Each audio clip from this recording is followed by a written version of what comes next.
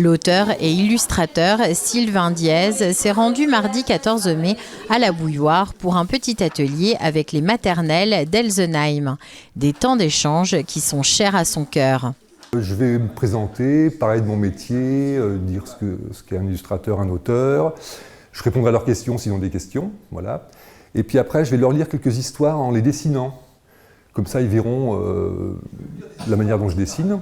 Puis je leur expliquerai les techniques que j'emploie, parce que j'utilise beaucoup de formes géométriques, des formes très très simples, que je suis un dessinateur assez minimaliste. Donc c'est des formes très très simples, épurées, et les enfants ça leur parle beaucoup, parce que même s'ils ne savent pas trop dessiner, ils savent qu'en mélangeant un carré et un triangle, typiquement ils font une maison, hein. On met un carré puis un triangle par-dessus, ça fait une maison, et les petits ça leur plaît vachement ça.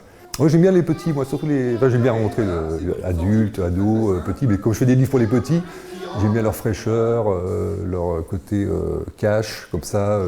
Souvent ils posent des questions qui n'ont rien à voir avec la rencontre, mais c'est très drôle. Voilà. Donc, puis ils sont spontanés, plein de vie, voilà, j'aime bien cet aspect-là. Ouais.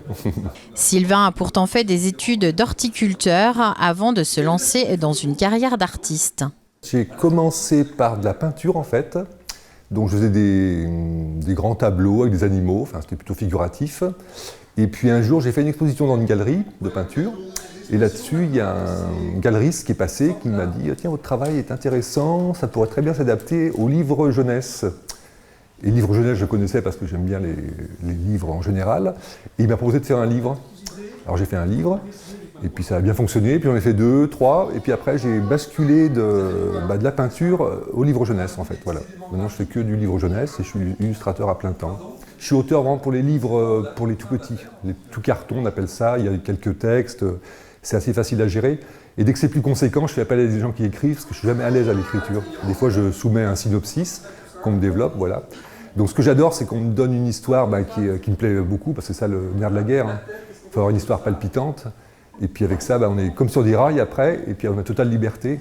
Ce qu'il raconte, c'est une chose, mais on peut rajouter d'autres choses derrière. Donc c'est ce qui me plaît, c'est de détourner le texte, entre guillemets, en conservant la trame principale, mais c'est de jouer avec le texte. Et ça, c'est très très intéressant. Et l'autre partie qui me plaît beaucoup, c'est de trouver, c'est le plus dur pour un livre jeunesse, c'est de trouver l'ambiance du livre, les couleurs, les personnages, voilà. Une fois que ça c'est fait, après c'est pas besogneux, mais après une fois qu'on est là-dessus, c'est plus de l'exécution. Mais j'aime bien le travail de recherche en amont, c'est ce qui donne le sel du livre en fait. À la fin de l'atelier, les enfants ont colorié une vache ou, pour les plus téméraires, dessiné un mouton qu'ils ont ensuite collé sur une fresque.